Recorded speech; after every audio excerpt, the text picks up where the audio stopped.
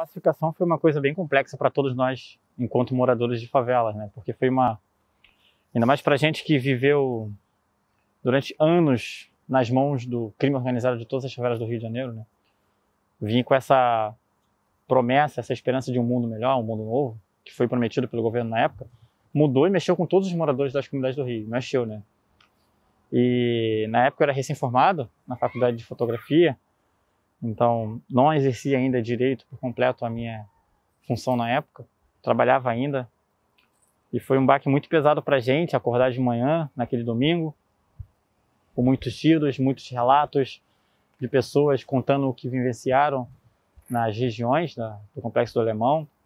Eu lembro que eu saí de manhã para ir para o trabalho, mas meio com medo de sair para o trabalho, porque a violência era muito constante na região. E eu consegui sair para o trabalho. Eu lembro que tinha uma ronda da Polícia Federal na porta do meu condomínio. E eu fiquei detido por mais ou menos umas 2 horas, porque eu tinha esquecido a minha identidade em casa.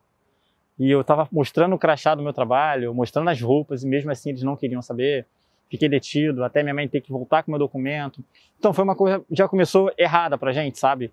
Já começou muito complexa, assim como diz o nome da comunidade. Então foi uma situação bem tensa para todos nós enquanto moradores, e é uma coisa que marcou e vai marcar a cada dia 28 de cada ano. Nessa época a gente teve também outro embate muito grande, além da ocupação das favelas do Alemão, que foi a falta de informação concreta e correta da grande mídia, né? A gente tinha os olhos da grande mídia nacional e internacional voltadas para o Complexo do Alemão, mas muitas delas noticiavam coisas falsas, ou coisas inventadas, ou coisas que não aconteceram.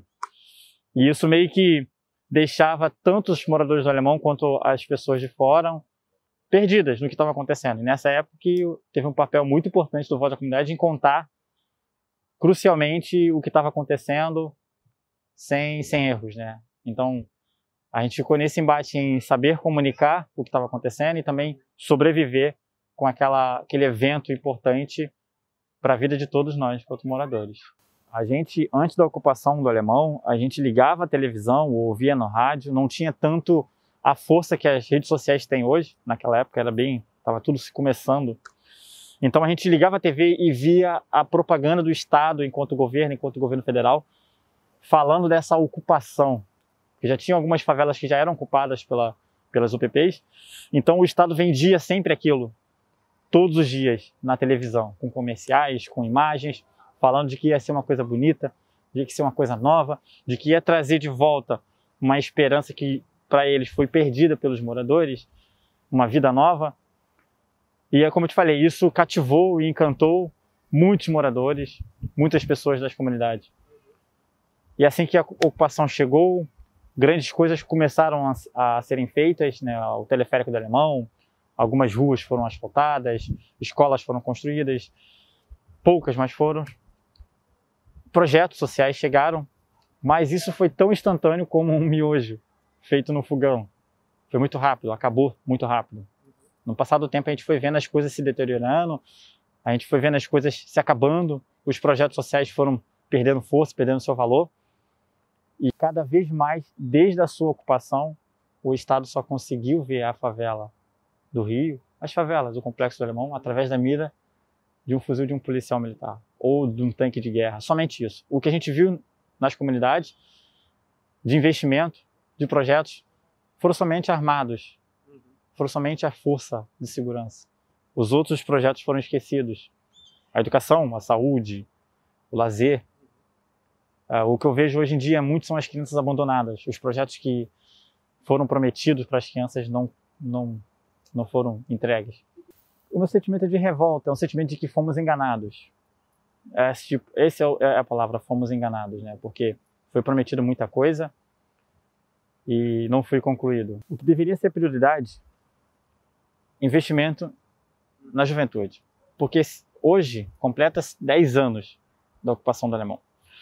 Se a gente pegar um jovem que tinha 8 anos de idade em 2010, 8 anos de idade, pensem comigo, um jovem que tinha 8 anos de idade naquela época, e hoje, 10 anos depois, ele morre numa troca de tiro, envolvido com o tráfico, decorrente dessa troca de tiro, De quem é a culpa da morte desse jovem? É do Estado. Porque o Estado prometeu, há 10 anos atrás, mudar a vida da gente. E não mudou. Tudo que foi construído não foi conversado. O problema maior é que a comunidade sempre teve que ouvir e nunca foi ouvida. Esse é o problema maior.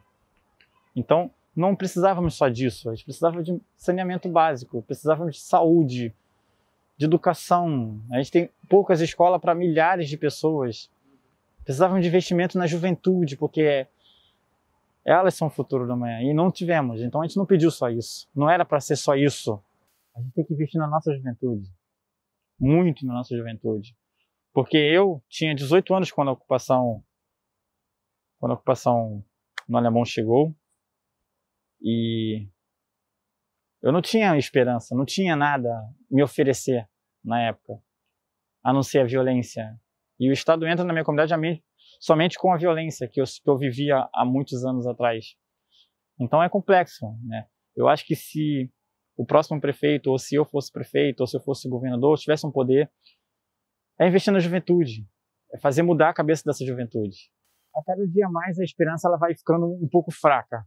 Um pouquinho fraca a cada novo governante, a cada novo integrante das autoridades, do poder público, a cada vez que uma criança é baleada por um tiro, a cada vez que uma pessoa é baleada num confronto, a gente vai ficando com a esperança um pouquinho mais fraca, a gente vai se entregando. Mas o importante é não se entregar, é ter esperança de que isso vai mudar. E a mudança ela vem de todos nós.